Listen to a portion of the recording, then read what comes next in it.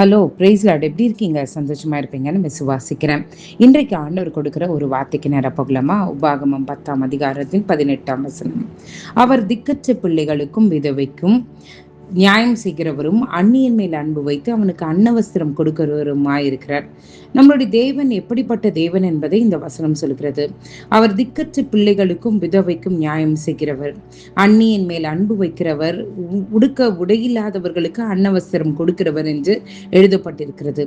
இன்றைக்கு யார் யார் நான் திக்கற்றவராய் இருக்கிறேன், என்னை விசாரிக்கிறதுக்கு யாரும் இல்லை, நான் விதவையா இருக்கேன், அவர் இருக்கிற வரைக்கும் எனக்கு எல்லாருமே ஓடி ஓடி வந்து கேட்டாங்க, ஆனா என்னுடைய மனைவி இருக்கிற வரைக்கும் என்னை விசாரிச்சாங்க, ஆனா இப்ப அவங்க இல்லைன்னு என்னை விசாரிக்கிறது கூட யாரும் இல்லை, எனக்கு நியாயம் செய்யறது கூட யாரும் இல்லைன்னு சொல்லிட்டு யார் யார் புலம்பிட்டு இருக்கீங்கன்னு எனக்கு தெரியல. இன்றைக்கு கர்த்தர் நம்மளை பார்த்து நேரடியா சொல்கிறார், அவர் திக்கற்ற பிள்ளைகளுக்கும் விதவைக்கும் நியாயம் செய்கிற தேவனாயிருக்கிறார். அவர் நிச்சயமாகவே உங்களுடைய காரியத்துல எந்த காரியத்துல நியாயம் வேண்டும் என்று நீங்கள் அழுது கொண்டிருந்தீங்களோ எனக்கு தெரியாது, இன்றைக்கு ஆண்டவர் சொல்கிறார் அந்த காரியத்துல நியாயத்தை செய்ய அவர் வல்லவராயிருக்கிறார். அவர் இவர்கள் அதாவது தன்னிடத்தில் நெருங்கினவர்களிடத்துல மட்டும் அன்பு செலுத்துகிறவர் அல்ல, அந்நியர்கள் மேலும் அன்பு செலுத்தி அவர்களுக்கு வேண்டிய தேவைகளை சந்திக்கிற தேவனாயிருக்கிறார். இன்றைக்கு என்னோடு இணைந்து எத்தனை பேர் ஆண்டவரே எனக்கு இந்த காரியத்துல உதவி செய்யுங்க, ஆண்டவரே நான் யார் இடத்துல போவேன், நான் தனிமையா இருக்கிறேனே, நான் என்னால அலைய முடியலையேன்னு சொல்லிட்டு யார் யார் புலம்பிட்டு இருந்தீங்கன்னு எனக்கு தெரியல.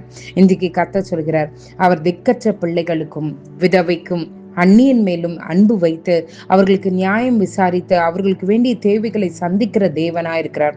அந்த நல்ல தேவனை நோக்கி நம்ம பார்க்கலாம்.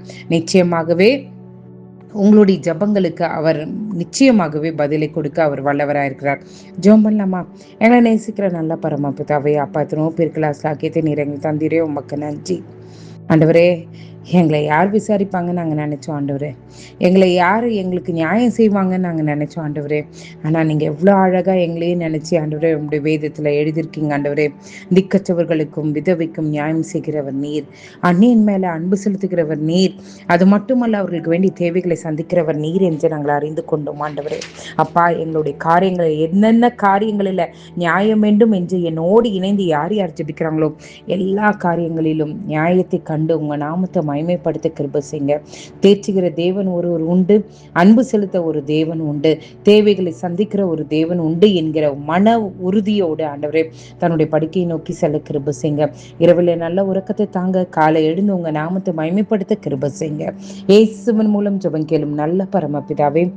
ஆமேன், ஆமேன், ஆமேன். God bless you.